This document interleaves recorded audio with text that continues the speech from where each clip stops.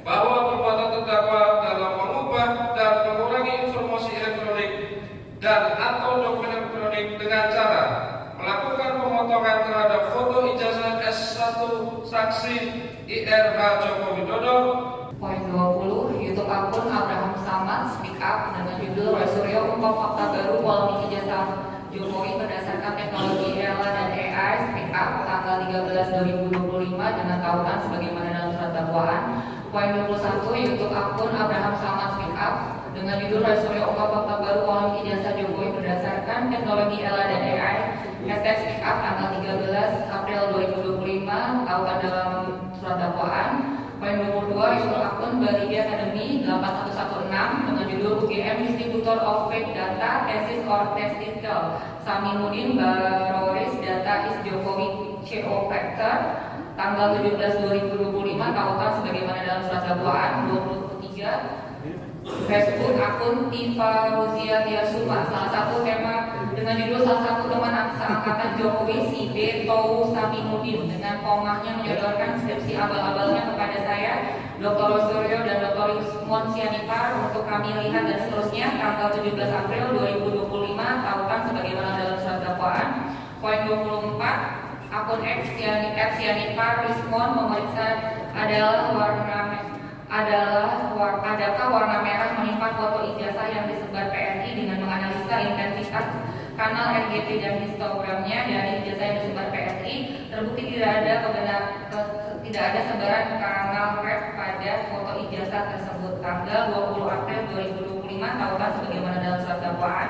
YouTube akun Official News dengan judul eksklusif Rosuryo tunjukkan kejanggalan skripsi Jokowi kait bersuara tanggal 22 April 2025 tautan sebagaimana dalam surat dakwaan.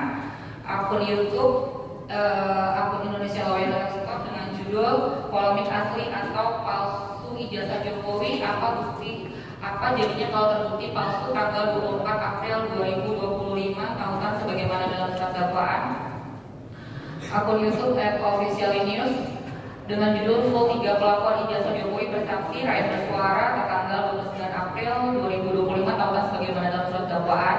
Akun X @Dr. Tifa dengan judul yang saya jelaskan ini adalah ilmu fisionomi gabungan antara ilmu fisiologi dan anatomi dan seterusnya tanggal 30 April dengan tautan sebagaimana dalam surat dakwaan.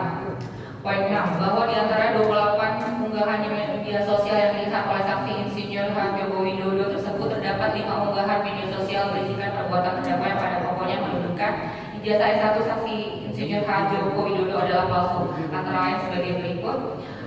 Huruf A, unggahan media sosial X pada akun @Dr. Tifa tanggal 29 Maret 2025 dengan tautan sebagaimana dalam surat dakwaan dilakukan dengan cara terdakwa menulis hal-hal sebagai berikut. Akan saya tambahkan lagi penjelasan dari Dr. Yusmon Sianipar. Izin yang mulai tidak kami bacakan karena telah dibacakan dalam dakwaan sebelumnya. Huruf B, unggahan media sosial X pada akun Dr. Tifa tanggal 4 April dengan tautan atau sebagaimana dalam surat dakwaan. Sudah waktunya soal ijazah palsu dan skripsi palsu dibawa ke ranah internasional karena ini bukan sekedar soal pemalsuan yang dilakukan koruptor kelas dunia. Versi OCCRP ini adalah skandal politik terbesar di Indonesia. Mungkin bisa melibatkan pakar digital forensik internasional seperti Interpol, Digital Forensik, National Center for Media Forensic, Berkeley Digital Forensic US dan media-media besar seperti BBC, CNN, dan Al Jazeera.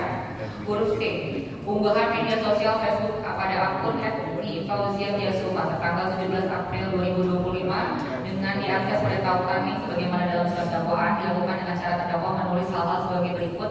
Salah satu teman seangkatan Jokowi si B Tou Samimuddin dengan komahnya menyodorkan skripsi abal-abalnya kepada saya Dr. Rosuryo dan Dr. Yusmon Sianipar untuk kami lihat. Tentu saja kami terdiam terperanjat karena sekali lagi kami melihat penipuan skripsi dilakukan orang yang mampu mahasiswa Fakultas Kehutanan UGM tahun 1980 dan lulus 1985. Anda bisa melihat di salah satu bagian terpenting dalam sebuah skripsi yaitu lembar pengesahan yang seharusnya ditandatangani oleh dosen pembimbing dan dosen-dosen penguji serta dekan. Selain sejumlah nama-nama dosen yang masih kosong tanda tangannya, kami terperanjat dengan tulisan di lembar pengesahan itu. Tulisannya tesis yang seharusnya skripsi.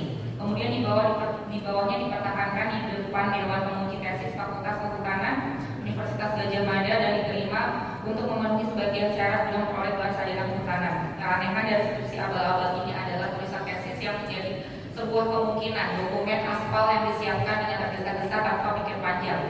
Tanda tangan para dosen penguji yang kosong dan tanda tangan dekan yang kosong. Dan kesembronoan ini tidak mungkin terjadi pada sebuah institusi sebesar UGM, kecuali jika ada permufakatan jahat yang dilakukan oleh sekelompok orang dengan memanfaatkan kebesaran nama UGM.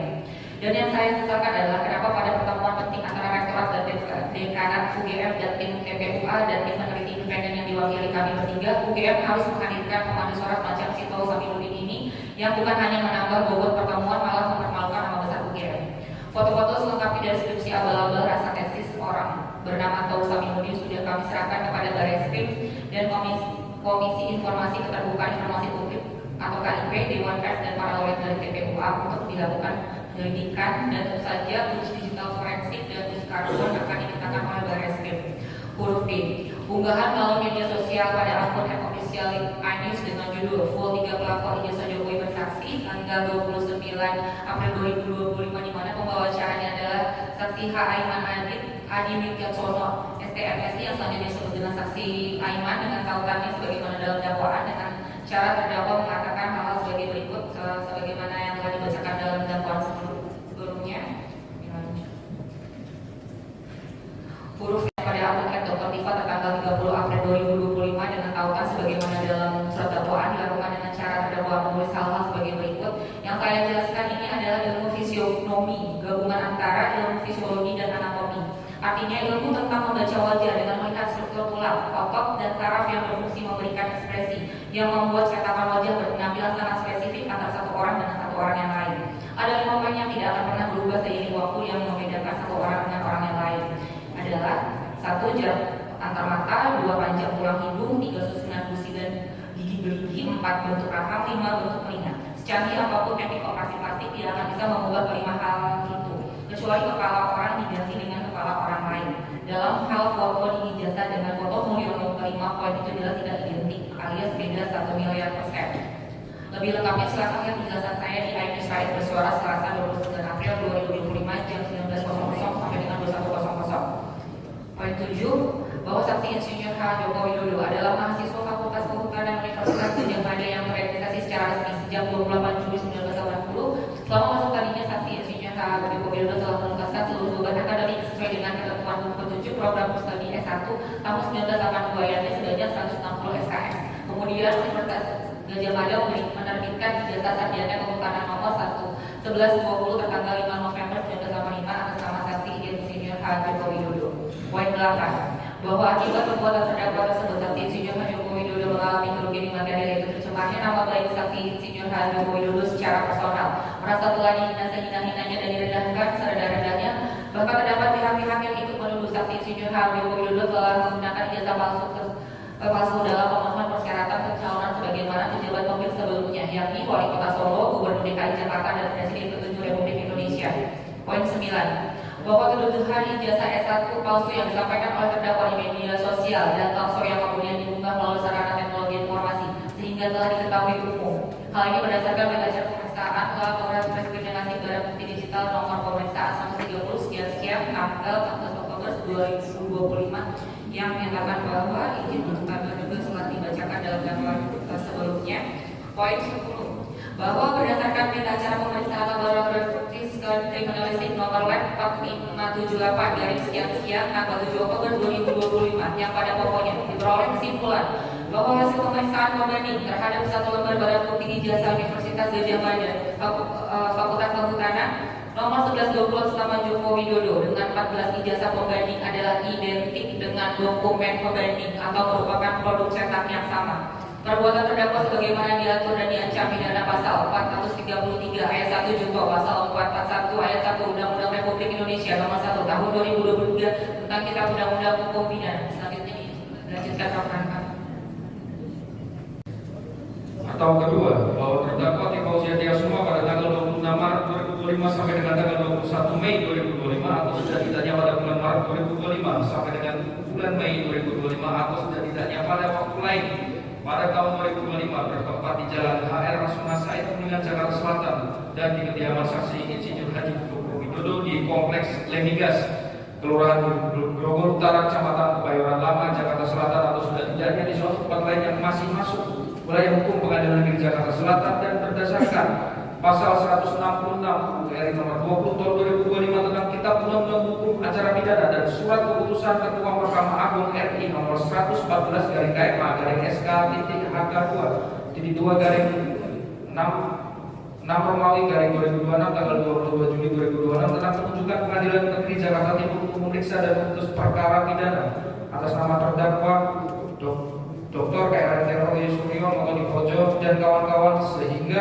Pengadilan Negeri Jakarta Timur berwenang untuk memeriksa dan memutus perkara pidana atas nama terdakwa Dr. KRT Roy Suryo Motodiprojo dan kawan-kawan dengan sengaja dan tanpa hak atau melawan hukum melakukan manipulasi, penciptaan, perubahan, penghilangan, pengerusakan informasi elektronik dan atau dokumen elektronik dengan tujuan agar informasi elektronik dan atau dokumen elektronik tersebut dianggap seolah-olah data yang otentik yang dilakukan dengan cara antara lain sebagai berikut. 1. Bermula pada tanggal 1 April 2025, saksi Dian Sadi Utama mengunggah foto ijazah strata 1 atau S1 dari saksi Insinyur Haji Joko Widodo pada media sosial X miliknya dengan akun @diansandiu dengan tulisan atau caption dalam petikan langsung, buat yang rebutin fotokopi ijazah Pak Jokowi yang saya upload pada kertas, biar kalian tenang lebarannya. Ini saya upload yang asli dengan tanggapan layar sebagaimana terhadap surat dakwaan yang telah dibacakan. Nomor 2, bahwa antara tanggal 22 April 2025 sampai dengan tanggal 21 Mei 2025 bertempat di kediaman Insinyur Haji Joko Widodo di Kompleks Lemigas Grogol Utara, Kecamatan Kebayoran Lama, Jakarta Selatan. Saksi Syarif Muhammad Fitriansyah SIK MSI memperlihatkan pada saksi Insinyur Haji Joko Widodo beberapa unggahan yang dilakukan oleh terdakwa di media sosial yang memanipulasi dan menciptakan informasi elektronik dan atau dokumen elektronik terkait ijazah S1 saksi Insinyur Joko Widodo. Unggahan tersebut antara lain: A.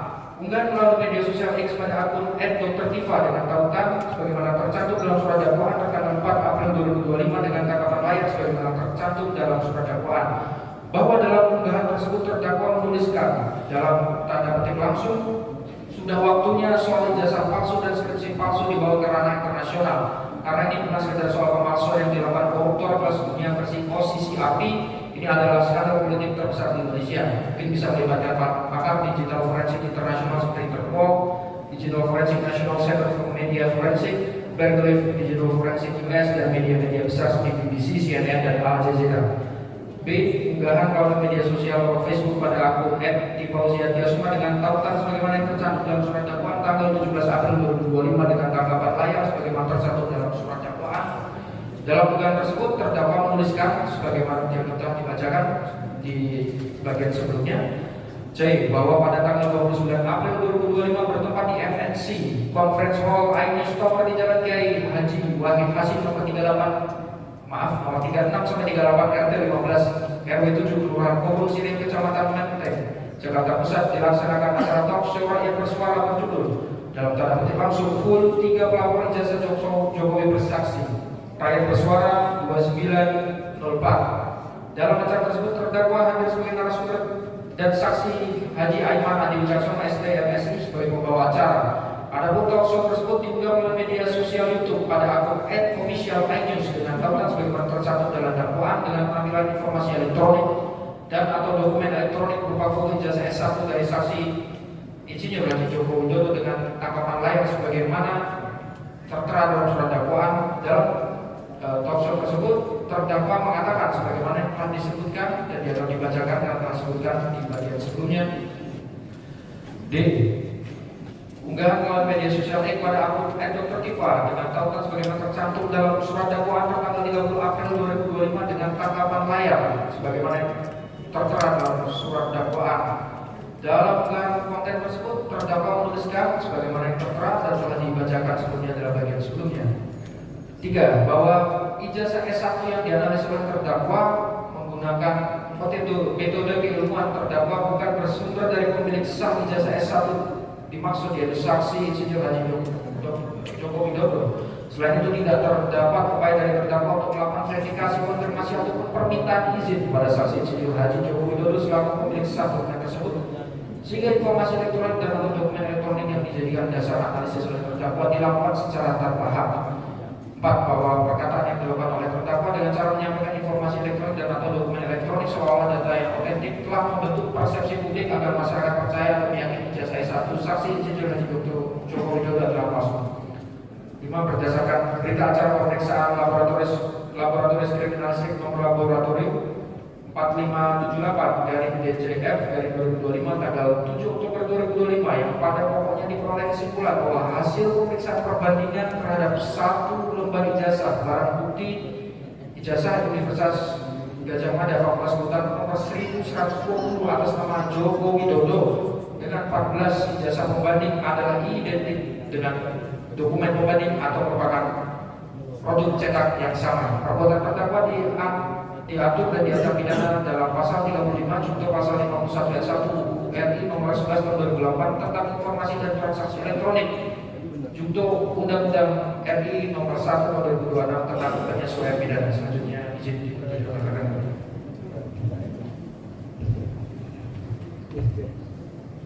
Atau ketiga, bahwa terdakwa Tifa Wijaya Sasuma Tiasuma pada tanggal 26 Maret tahun 2025 sampai dengan tanggal 21 Mei 2025 atau setidaknya pada bulan Mei 2025 sampai dengan bulan Mei 2025 atau setidaknya pada waktu lain dalam tahun 2025 bertempat di Jalan AR Rasuna Said Kuningan, Jakarta Selatan dan di kediaman saksi IRH Joko Widodo di Komplek Lebigas Kelurahan Bogor Utara, Kecamatan Kebayoran Lama, Jakarta Selatan atau setidaknya di suatu tempat lain yang masuk wilayah hukum Pengadilan Negeri Jakarta Selatan dan berdasarkan pasal 166 Undang-Undang Perumusan Nomor 20 Tahun 2025 tentang Kitab Undang-Undang Hukum Acara Pidana dan Surat Keputusan Ketua Mahkamah Agung Republik Indonesia Nomor 114/SK-MA/SK-HK2.2/6 Romawi 2026 tanggal 22 Juni 2026 tentang penunjukan Pengadilan Negeri Jakarta Timur untuk memeriksa dan memutus perkara atas nama terdakwa Dr. KRMT Suryo Noto Diprojo DKK, sehingga Pengadilan Negeri Jakarta Timur berwenang untuk memeriksa dan memutus perkara pidana atas nama terdakwa DR KRMT Suryo Noto Diprojo DKK dengan sengaja dan tanpa hak atau melawan hukum dengan cara apapun mengubah, menambah, mengurangi, melakukan transmisi, merusak, menghilangkan, memindahkan, menyembunyikan suatu informasi elektronik dan atau dokumen elektronik milik orang lain atau milik publik. Perbuatan tersebut dilakukan terdakwa dengan cara-cara antara lain sebagai berikut. 1. Pada tanggal 1 April 2025, saksi Dian Sandi Utama mengunggah foto ijazah S1 saksi IRH Joko Widodo pada media sosial X miliknya dengan akun Dian Sandi U dengan tulisan karakter buat yang ributin fotokopi ijazah Pak dan Jokowi yang saya upload pada utas biar kalian tenang.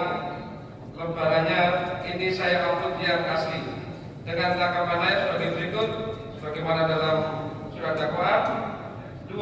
Bahwa antara tanggal 22 April 2025 sampai dengan tanggal 21 Mei 2025 bertempat di kediaman IRH Joko Widodo di Komplek Lebigas Kelurahan Bogor Utara, Kecamatan Kebayoran Lama, Jakarta Selatan, saksi Sarif Muhammad Fitriansyah SIK MSI memperlihatkan kepada saksi IRH Joko Widodo beberapa unggahan yang dilakukan oleh terdakwa di media sosial yang mengubah dan mengurangi informasi elektronik dan atau dokumen elektronik terkait ijazah S1 saksi IRH Joko Widodo. Unggahan tersebut antara lain unggahan melalui media sosial X akun dan Dr. Tifa dengan tautan sebagaimana dalam dakwaan. tertanggal 4 April tahun 2025 dengan tangkapan layar sebagai berikut yang tertera dalam surat dakwaan. B. Unggahan melalui media sosial Facebook pada akun @taufazia Nasa Sumai dengan tautan sebagaimana dalam surat dakwaan tertanggal 17 April tahun 2025 dengan tangkapan layar sebagai berikut yang sebagaimana dalam dakwaan sebelumnya telah dibacakan.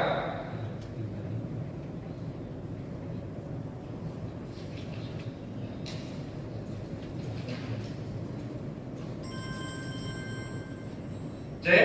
Bahwa pada tanggal 29 April 2025 bertempat di MNC Conference Hall Ainus Tower di Jalan KH Wahid Hasim nomor 36 sampai dengan 38 RT 15/RW 7 Kelurahan Kebon Sirih Kecamatan Menteng Jakarta Pusat dilaksanakan acara talkshow rakyat bersuara dengan judul Full 3 Pelapor Ijazah Jokowi Bersaksi Rakyat Bersuara 29/04. Dalam acara tersebut terdakwa hadir sebagai narasumber dan saksi A.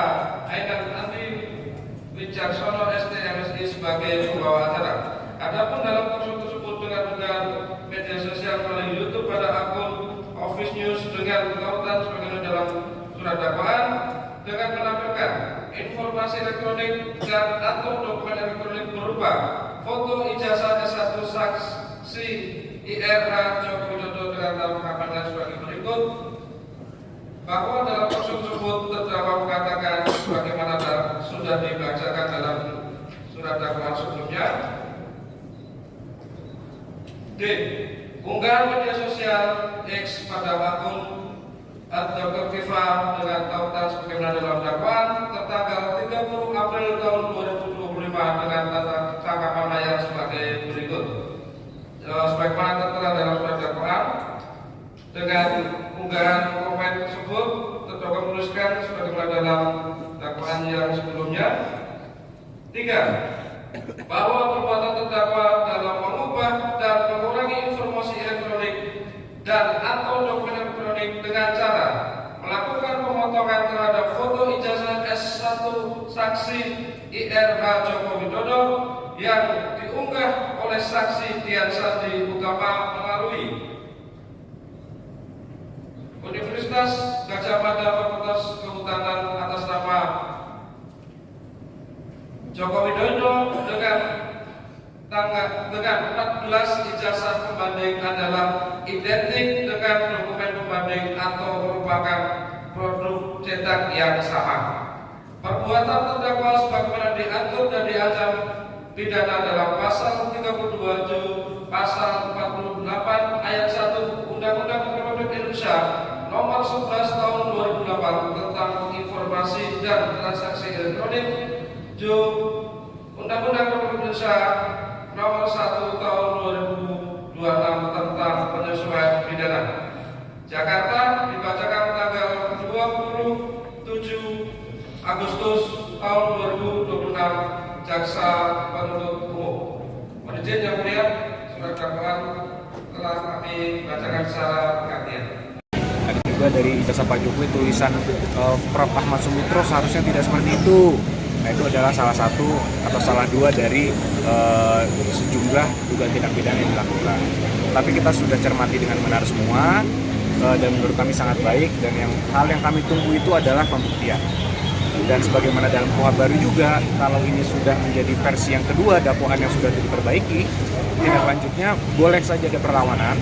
Sebagaimana tadi disampaikan, sidang berikutnya adalah tanggal 17 September. Namun setelah itu tidak ada putusan selah, sehingga putusan mengenai perlawanan tersebut akan disatukan dan diputus bersama-sama di putusan akhir. Jadi setelah tanggal 17 tersebut akan langsung masuk kepada pembuktian, yang mana jadwalnya kami masih menunggu dari majelis hakim. Tapi hal yang paling penting adalah kami dan tentunya terutama Pak Jokowi, klien kami sudah tidak sabar ingin perkara ini cepat dituntaskan. Dan bagaimana dapat dituntaskan? Tentunya dengan masuk ke pokok perkara. Pak Jokowi juga sudah berulang kali menanyakan kepada kami kuasa hukumnya kapan pembuktiannya kapan saya bisa hadir dan menunjukkan ijazah asli saya kepada majelis hakim dan juga rakyat Indonesia. Jadi kami sangat berharap bahwa sidang ini dapat berlangsung dengan efektif, dengan baik. Tanggal 17 September nanti juga diikuti langsung selanjutnya dengan masuk pokok perkara. Dan juga mengenai pra-peradilan, mungkin rekan-rekan juga sudah melihat bahwa Mahkamah Agung sudah mengambil sikap juga bahwa pengertian mengenai pra-peradilan itu boleh dilakukan berkali-kali itu juga sudah dibatasi. Yang artinya bahwa di mana di KUHP itu kan diatur bahwa seakan-akan kalau ada pra-peradilan pokok perkara tidak boleh jalan.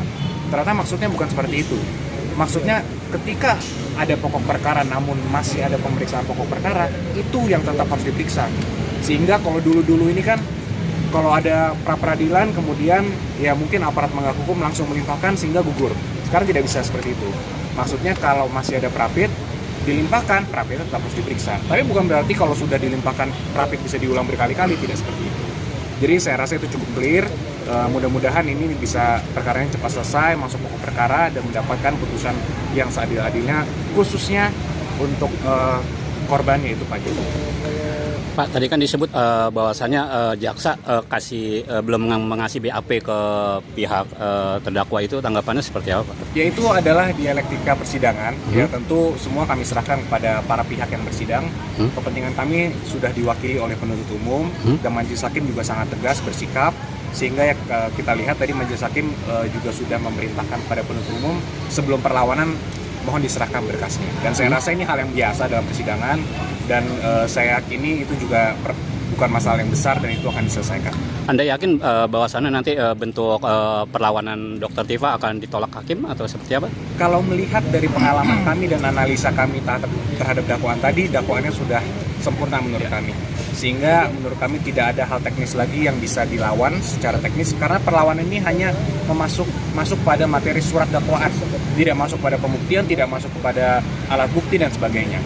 Dan surat dakwaan berdasarkan tadi menurut kami sudah sempurna sehingga keyakinan kami itu akan ditolak. Bang, untuk sidang Roy Suryo juga sudah masuk regis untuk disidangkan lagi. Nah ini yang sebenarnya kami tunggu juga Mas, bahwa dengan adanya sema tersebut dan dengan adanya sikap tegas dari majelis hakim mengenai perkara Ibu Tifa, kami berharap dan kami meyakini juga bahwa segera akan disidangkan juga sidang pertama untuk Pak Roy Suryo. Tapi memang sudah masuk nomor regisnya untuk disidangkan. Sudah ada ya. Jadi tinggal kita tunggu kapan sidang pertamanya. Tapi dari kuasa hukumnya tadi berpendapat bahwa saat dakwaannya ini juga nggak beda jauh dengan dakwaan yang dulu dan juga ini sangat intinya. Iya, karena secara alat bukti semua sudah clear, tidak perlu ada yang dirubah, hanya masalah teknis pembuatan surat dakwaan kemarin itu kan. Sehingga sekarang sudah diperbaiki dan ini hal yang sangat wajar dengan adanya masa transisi KUHP dan KUHP baru. Sehingga dakwaan-dakwaan ini yang infonya juga dakwaan Pak Roy juga sudah diperbaiki untuk menyesuaikan sesuai dengan arahan dari majelis hakim di perkara Ibu Tifa ini. Assalamualaikum warahmatullahi wabarakatuh. Ya teman-teman media semuanya serta seluruh masyarakat Indonesia, ini barangkali sidang pokok perkara ini adalah sesuatu yang diidam-idamkan oleh Anda semuanya, oleh seluruh masyarakat Indonesia. Karena dengan sidang pokok perkara ini yang tidak pernah saya hindari ya, dari sejak kemudian pelimpahan berkas terjadi pada tanggal 22 Juni 2026, saya langsung maju menuju sidang perkara. Tidak kemudian melalui prapit dulu, ya, langsung maju sidang perkara.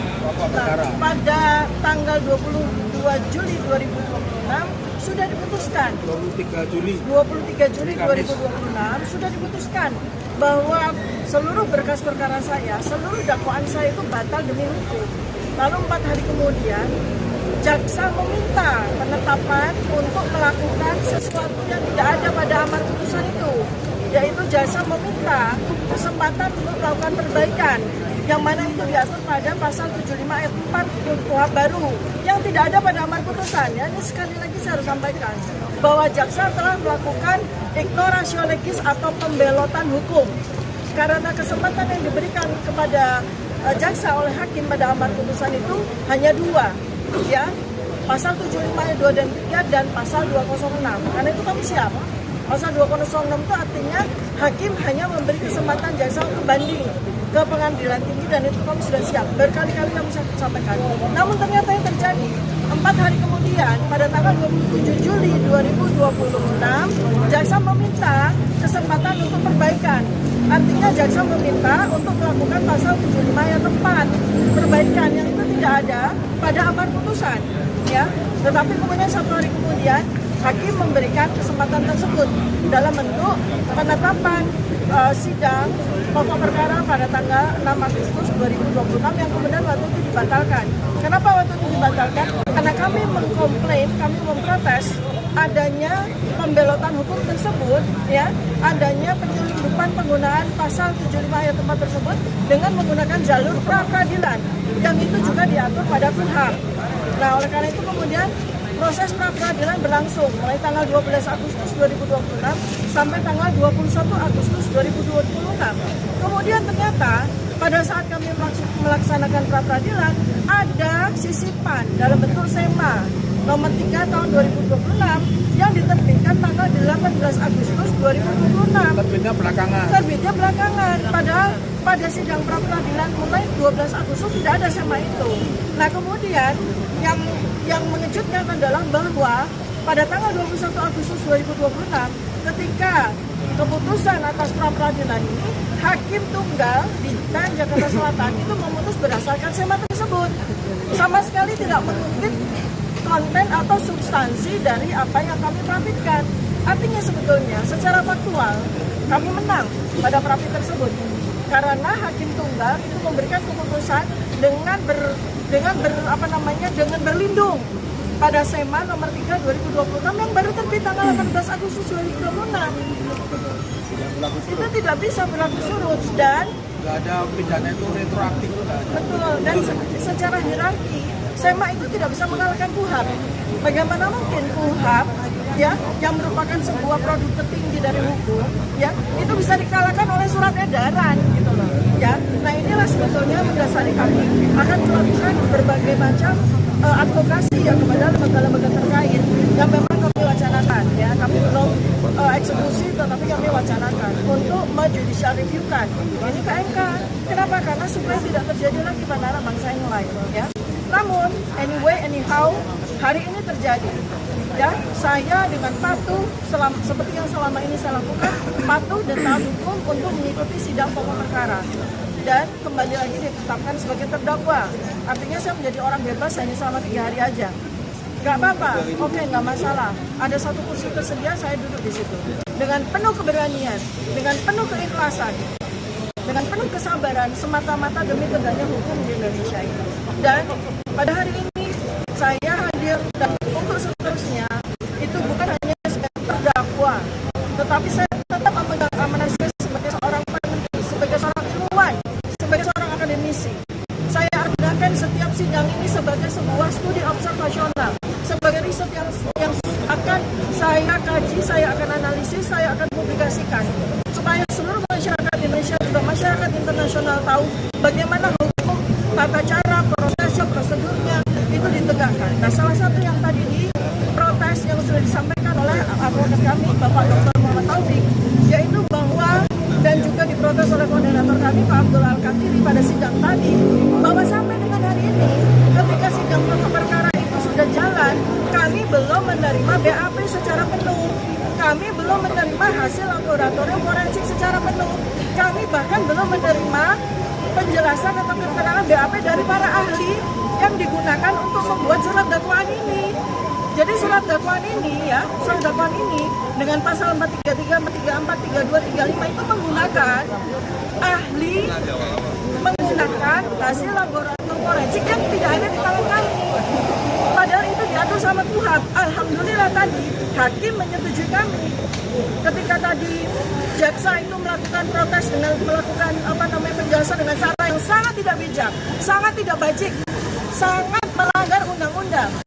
Dia mengatakan bahwa kami selama ini memberikan BAP itu kebaikan hati kami, tidak ada itu. Tidak ada aturan BAP diberikan kepada terdakwa, kepada advokat itu karena kebaikan hati dari jaksa. Ini bisa kita persoalkan, ya, kalau memang kita mau, karena itu pembohongan publik, ya. Yang benar adalah Ya, dan 1 hari setelah diperiksa BAP wajib diberikan. jadi ketika sidang perkara itu akan berlangsung, maka seluruh BAP, saksi, barang bukti itu semua harus diserahkan kepada 3 pihak yang terlibat dalam sidang, yaitu hakim, jaksa sendiri maupun kami sebagai terdakwa. Tapi sampai dengan hari ini sidang perkara, pokok perkara sudah berjalan. Tidak seluruh BAP itu ada di kami, tidak seluruh dokumen itu ada di kami, padahal menjadi dasar dari mereka. Itu kan namanya penipuan, ya. Oleh karena itu, alhamdulillah tadi kami sudah berdua bersama para advokat, kami sudah meminta itu dan diluruskan oleh hakim. Kita tunggu ya, itikat dari jaksa. Apakah mereka berniat memang menyembunyikan BAP yang sangat penting itu untuk menjerumuskan saya sebagai terdakwa? Ya, itu namanya penzoliman, itu namanya ketidakadilan yang luar biasa. Karena mengingat bahwa BAP tersebut, keterangan ahli tersebut, hasil laboratorium forensik itu digunakan untuk menetapkan pasal 35 dan 32 yang berlaku berlapis 8 tahun, 12 tahun, coba bayangkan. Nanti kita tolak, kalau di dalam BAP yang kita terima nggak ada nama ahli ya kita tolak. Mereka nggak boleh memberikan keterangan ahli. Ya, Ya. oke ya, jadi silakan dilanjutkan sama Pak Katib. Ya, terima kasih.